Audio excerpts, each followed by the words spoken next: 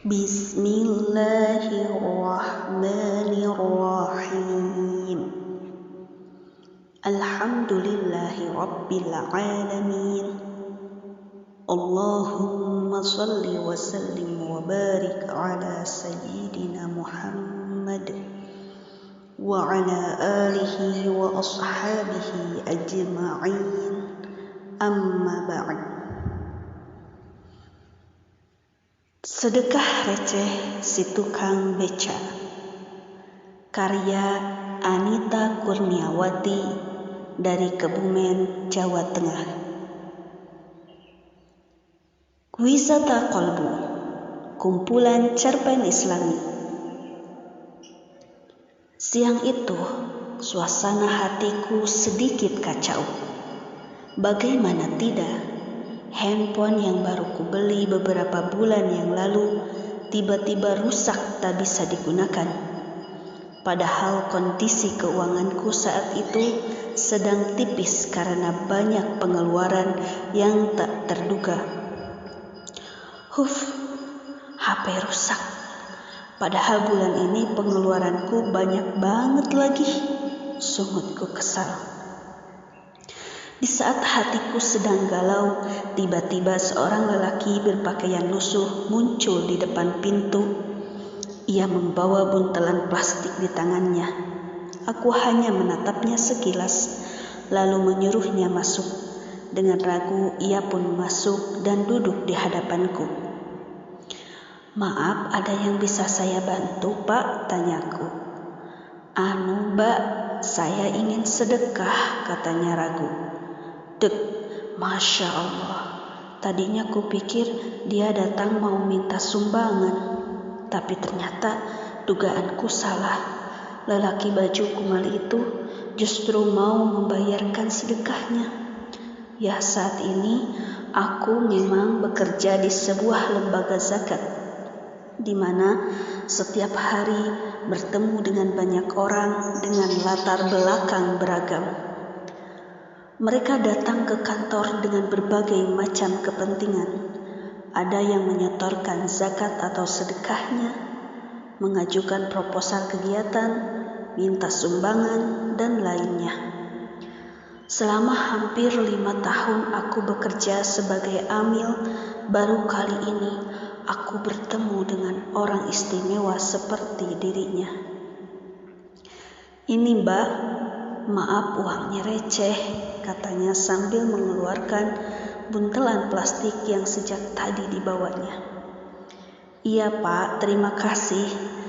Dengan tangan bergetar, aku menerima buntelan plastik dari tangannya. "Maaf, kalau boleh tahu, sehari-hari Bapak kerja apa?" tanyaku hati-hati. Dilihat dari penampilannya, sepertinya dia bukan dari kalangan orang berada. "Saya tukang beca, Mbak. Saya sengaja menyisihkan sebagian rezeki saya untuk disedekahkan. Tapi maaf, Mbak, belum bisa banyak," katanya malu-malu. "Sebentar ya Pak, saya hitung dulu," kataku sambil beranjak masuk ke dalam. Setelah selesai menghitung, aku kembali menemuinya. "Ini kwitansinya Pak. Alhamdulillah jumlahnya 63.700, kataku sambil menyerahkan kwitansi kepadanya. "Alhamdulillah, semoga bisa bermanfaat ya Mbak," katanya sambil tersenyum. "Iya Pak, insya Allah." Maaf Mbak, mau tanya, kebetulan kan saya punya 2 motor, yang satu buat narik beca, yang satunya dipakai istri saya jualan sayur. Bukan motor bagus sih Mbak. Kalau motor saya kira-kira zakatnya berapa ya Mbak? Tanyanya luguh. Kulirik beca motor miliknya yang terparkir di depan kantor. Dilihat dari bentuknya, sepertinya motor tersebut keluaran tahun 90-an. Motor jadul yang sudah tidak laku di pasaran dan sudah sangat jarang ditemui di jalanan. "Maaf Pak, kalau boleh tahu penghasilan sebulan berapa ya Pak?" tanyaku. Ya gak mesti mbak, kalau lagi ramai ya lumayan bisa disisihkan untuk ditabung. Kalau lagi sepi ya hanya cukup untuk beli makan saja mbak, jawabnya. Lagi-lagi aku merasa tertampar oleh sikapnya. Dia hanya seorang tukang beca dengan penghasilan yang tidak menentu, begitu hati-hati dengan harta yang ia dapatkan. Ia sadar di sebagian hartanya ada hak orang lain yang harus dikeluarkan. Sementara banyak orang di luar sana yang punya penghasilan berjuta-juta selalu merasa kurang dan enggan menyisihkan hartanya untuk sedekah. Jangankan sedekah, zakat yang wajib saja jarang ditunaikan.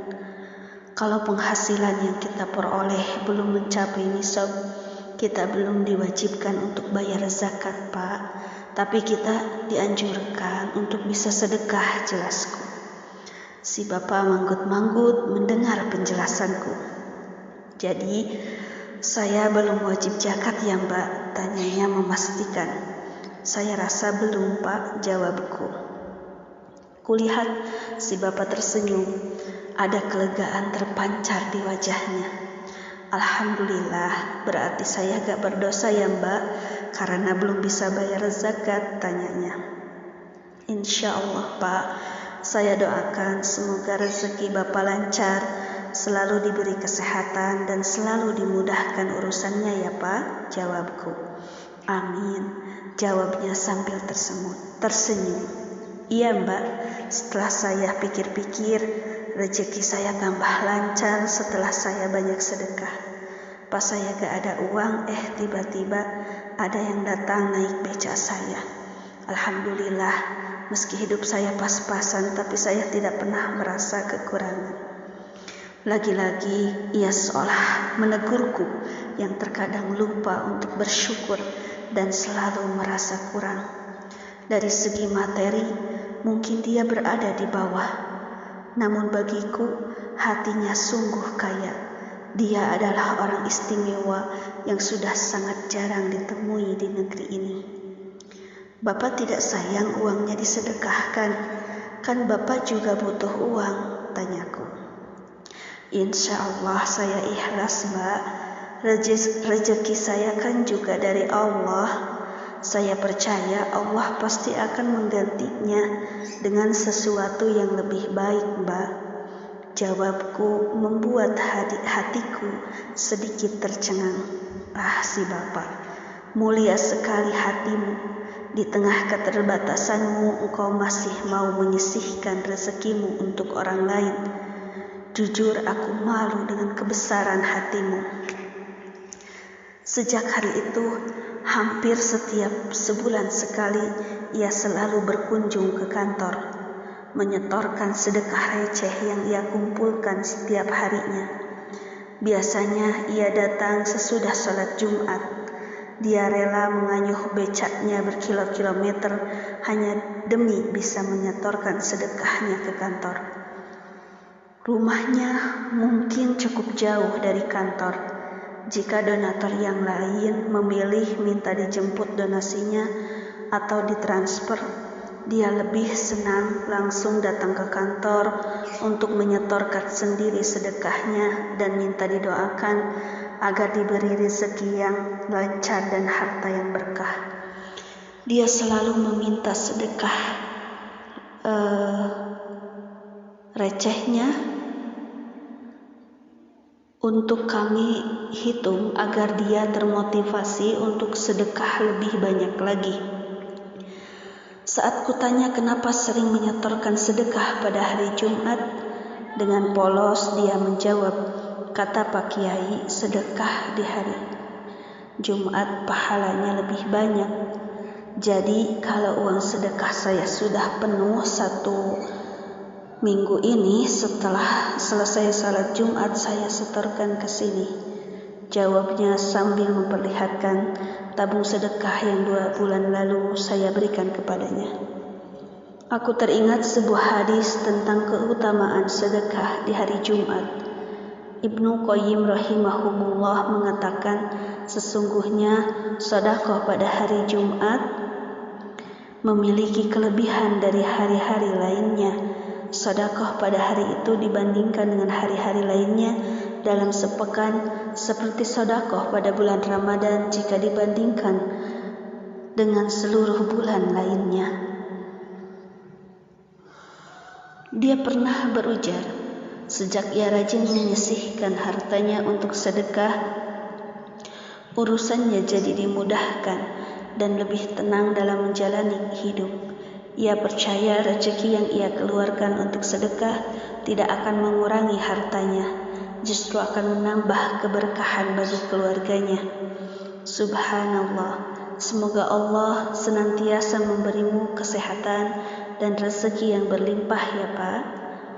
Semoga di luar sana banyak orang-orang seperti dia yang senantiasa bersyukur meski hidupnya tidak bergelimang harta, yang senantiasa ingin selalu berbagi meski hartanya tidak berlebih. Sebab ia percaya ada Allah yang Maha Kaya. Allah pasti akan mengganti sedekah yang dikeluarkan ikhlas karenanya dengan balasan yang berlipat. Allah berfirman dalam surat Al-Baqarah surat kedua ayat 261, A'udzu billahi minasyaitonir rajim. Masalul ladzina yunfiquna amwalahum fi sabilillah